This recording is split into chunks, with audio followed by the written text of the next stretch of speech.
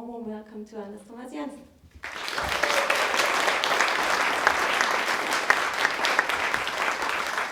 Since you have been working with so many crew members that are now also in Man and Chicken, is it a family trip for you to come here to Munich? And is making movies not only about being in a creative process with people, but also with being with friends and people that you trust and you want to work with?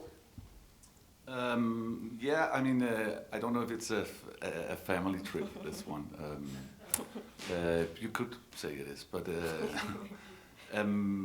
anyway, for me, I like to surround myself in, it's also a bit boring, but in like a safe environment where, and I also really enjoy building on the stuff I've done before, and that's, I mean, in that sense, for instance, the character Elias is very much built on something that, I mean, I don't think I could have done that character with Mads without having done the other works we've done. Okay. So, but a family, that's a strong word.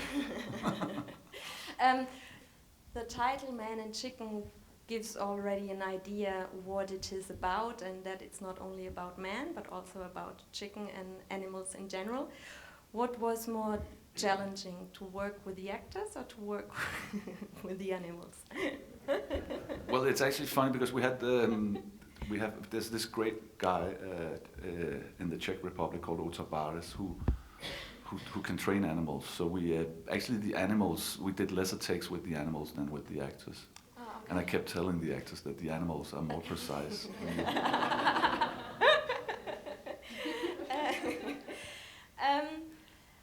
Man and Chicken, as I said, is the international premiere here, but it was already theatrically released in Denmark, and with a huge success. I mean, it's bizarre, but it's after 50 Shades of Grey, the second best movie at the box office. I think 300,000, or how many have been already? 360,000 now, which is, in comparison, Denmark is, there aren't that many people. It's really a film crossing every border, and you have to bring a lot of dark humor. Are the Danish people that bizarre that they... No, I don't know. I think it's. I also got some hate mail for it from some of the audiences because because people also like to. A large part of the audience actually likes the genre. They like to know what they're getting into. Are we going to laugh, cry, or be scared? But the majority liked it. But I can see why some people were not offended, but were like, "What is this? Why do we have to do this to me?" Yeah. But I also have to be honest that there is right now a very good. A star like Mads will draw a lot of attention, and a lot of. Even if you cannot recognize him. Even if you cannot recognize him, but that said, the Danish audience is very open to. I can't remember the numbers, but I think after France we see domestic films, so there is a huge audience for Danish films, which I really think is nice and a great thing. So they are very loyal and they show up even if it is dark and bizarre. Were there some parts taken out? There always is, and not only in the writing process. It happens gradually, and especially I mean with Men and Chicken, I don't think, because I try to stick to very much a structure, and I don't lose. I lose very few scenes in comparison to a lot of directors I know anyway in editing. But in this film, I cut out a lot because it's a very hard balance to find, and it's in that sense it is an experiment to see if you have the slapstick in the one end and the almost sci-fi horror in the other, and to find the balance within, and also in the characters. The characters are on the border of what is relatable. To an audience, so it was very much all the way cutting through and twisting it. it's a philosophical film, or maybe putting in question of really philosophical questions about who we are and who we are in comparison to animals.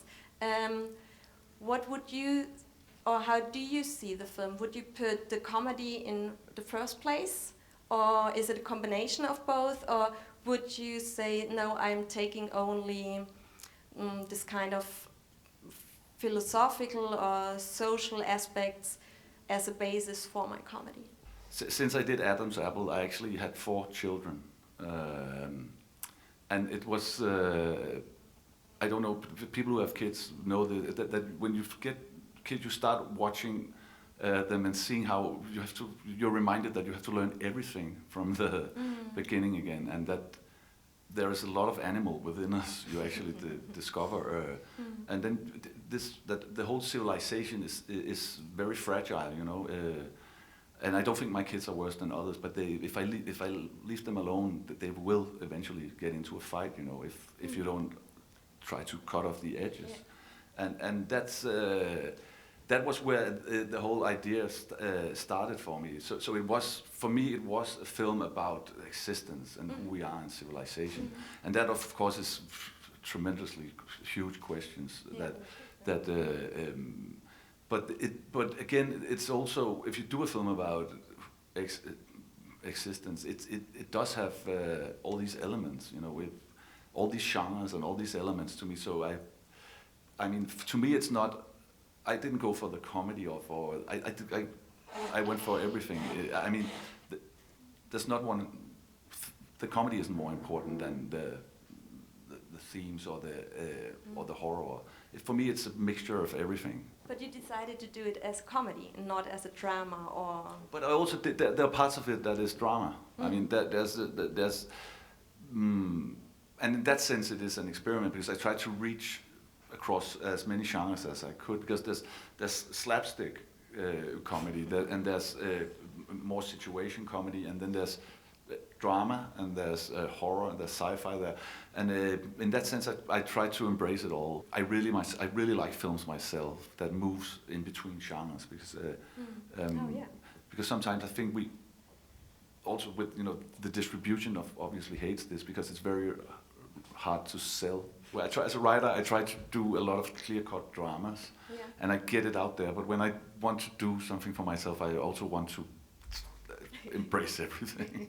The reason why you haven't directed a film, also it took you how many? 9 years? Yeah, 10 years 10 almost. years now, yeah. Is the reason that you got 4 kids and you that's were okay? That's because when you write, I can control my own time, and I can actually be part of my family. And when you direct, you basically go away, leave everything for a year and a half. Okay. So I made that choice, which was nice. Have you already shown to your eldest kids managing? No, I actually have not. But actually, it's my daughter who does the voiceover in the beginning and the end. Okay. So she saw the start and the end, but I'll wait a couple of years. And I showed them the scene with the plates where they're arguing about the plates. Yeah. Because that scene I basically lifted out of my own living room, because that's how the kids behave. Okay. Yeah.